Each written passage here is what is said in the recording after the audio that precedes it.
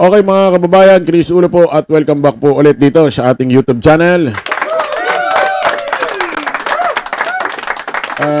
Okay, pag-usapan lang ho natin at i-congrats ho natin ang Administrasyong Marcos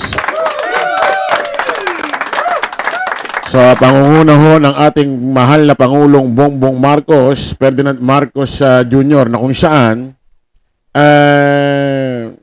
yung pinangako niya, actually hindi niya naman niya pinangako ito eh.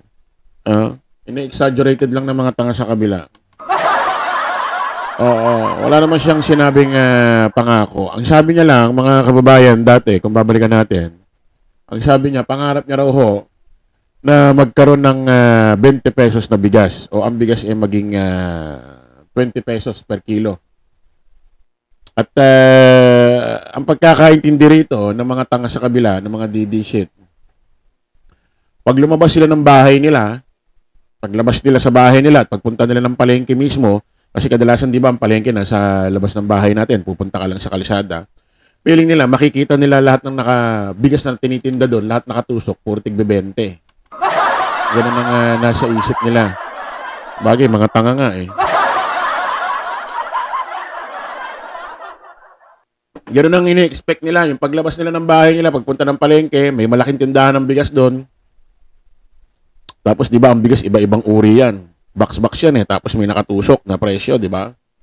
O, feeling nila, pag sinabing 20 pesos na bigas, lahat ng uri ng bigas doon, Dinorado, Wagwag, Super Angelica, lahat nakatusok na presyo 20 pesos. Mga tanga. Di ganun yun, mga bobo.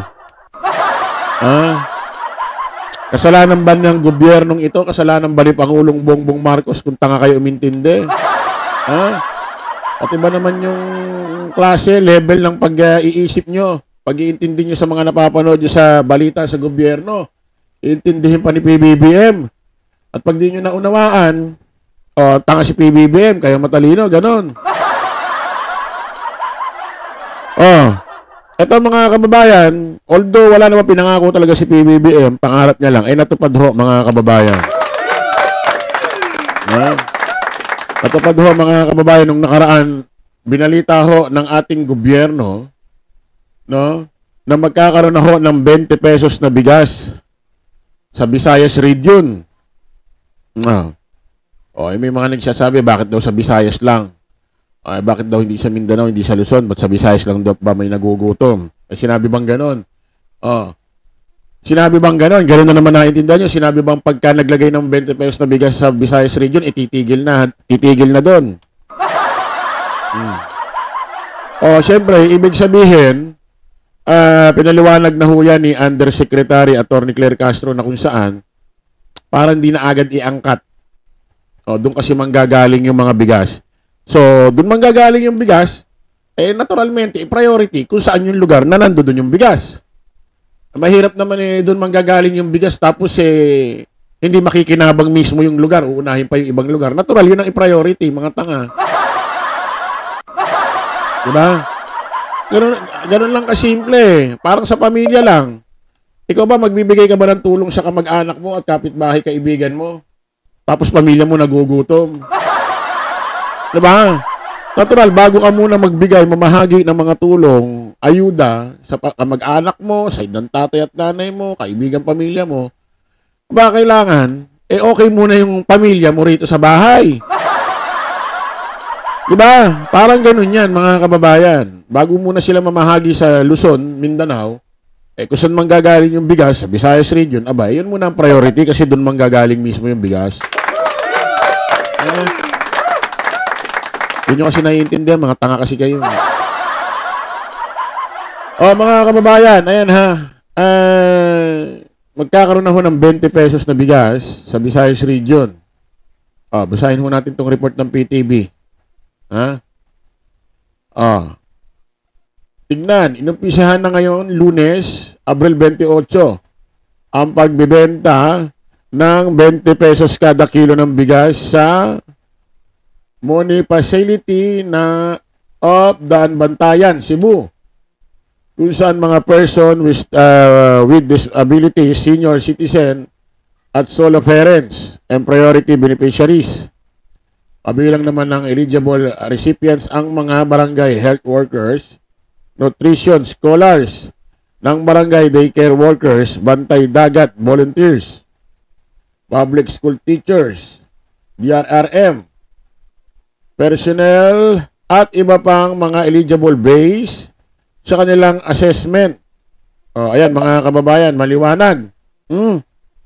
Inumpisahan na ho mga kababayan ang pagbebenta ho ng 20 pesos na bigas dyan. Sa Visayas Radio. Obviously mga kababayan, kahit naman gawin talaga ni PBBM ito kahit ilibre niya pa yung bigas na yan, Luzon, Visayas, Mindanao, hahanap-hahanapan pa rin siya ng butas ng mga DD shit. Depende na lang sa mga DD shit dyan na talagang open-minded, no? Talagang, alam mo yun, sineset aside yung mga awayan ng politika. Kumbaga, paiiralin, pagiging mature mag-isip, baka yung iba ay magising sa katotohanan. Yung iba lang naman yung di magising-gising sa katotohanan, di mamulat-mulat sa katotohanan, yung mga tangang DD shit lang naman din.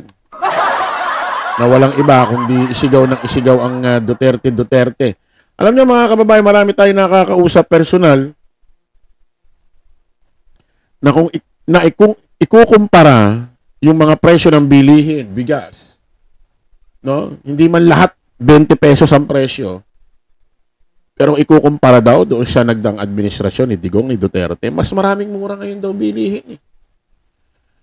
Naalala niyo yung syntax law na kung saan pinatupad ng administrasyon Duterte. Ano nangyari doon, di ba? Ultimo Lasinggero, nagreklamo sa presyo ng mga emperador.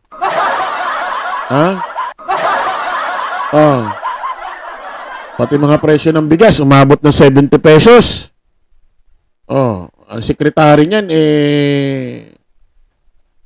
si Piñol. Di ba may issue pa nga dyan, may bukbuk ang mga bigas ni Duterte. Baka sabihin nyo, chismis. Pakinggan nyo.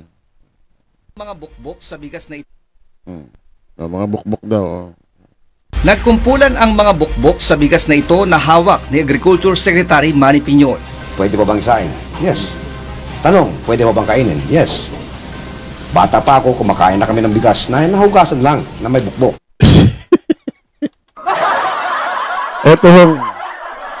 Itong bidyong totong balitang ito noong 2018 na kung saan ang bigas mahal-mahal na, may bukbok pa. Narinig niyo, may bukbok daw. Sabi niya, pwede bang kainin? Yes.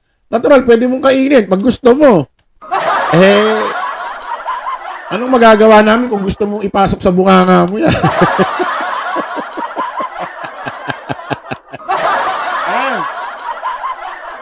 Kahit itong magik, kung gusto mong kainin, makakain mo Although hindi kinakain ng tao to.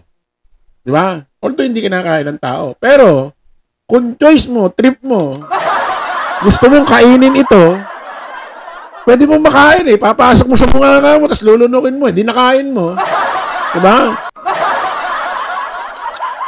Ito talaga si Piñol, si Piñol ito September 3, 2018. Di pa pandemic ito, mahal na ang bilihin. Puro bukbok na yung bigas.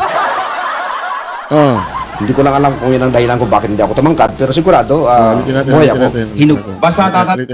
Hinugasan ito ng ulan ang mga bukbok sa bigas na ito na hawak ni Agriculture Secretary Manny Piñol. Pwede ba bang sain? Yes. Tanong, pwede ba bang kainin? Yes. Bata pa ako, kumakain na kami ng bigas na nahugasan lang na may bukbok. Hindi ko lang alam kung yun ang dahilan kung bakit hindi ako tumangkad, pero sigurado, buhay ako. Hinugasan ito ng ilang beses ng kalihim hanggang sa humiwalay ang mga bukbok. Sa pangalawang hugas, meron pa rin nakalutang na bukbok. Ayan, nakalutang na bukbok. So, hugasan na natin yan. Pati sa kamay ko may bukbok. Pati dami ng tubig na dapat ilagay ay ipinakita rin ng kalihim.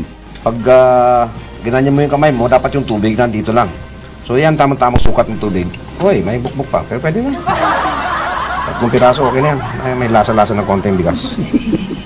Okay, so isahin nyo to. Pagkaraan ng ilang minuto, luto na ang binukbok na kanin At sa live telecast ng UNTV News noong Biyernes ay ipinakita ng Secretary Piñol sa publiko ang pagkain nito, pati na ng galunggong. Ito po yung kanin na may bukbok. Pwedeng kainin. Pakita ko sa inyo. Galunggong may formalin. Kainin natin.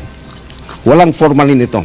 Nilinaw ng kalihim na ang pagkain niya ng binukbok na bigas Oh, may issue pa yata na yung mga isda dati may formalin. Oh. Putik. Oh, kinain ni Piñol. Panahon ni Duterte to. Kinain ni Piñol yung may bumbok na bigas. Oh, nakanin. Oh, naturalmente, titiisin niya yung oras na yan. Pero after niyan, tingin niyo, ubusin niya yan. Natural, hindi. Papa, susubo lang ng konti yan para sa pagbibigay ng balita.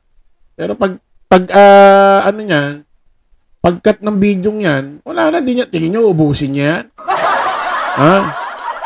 Tingin niyo, araw-araw ganyan ang saing na, isasaing niya na bigas.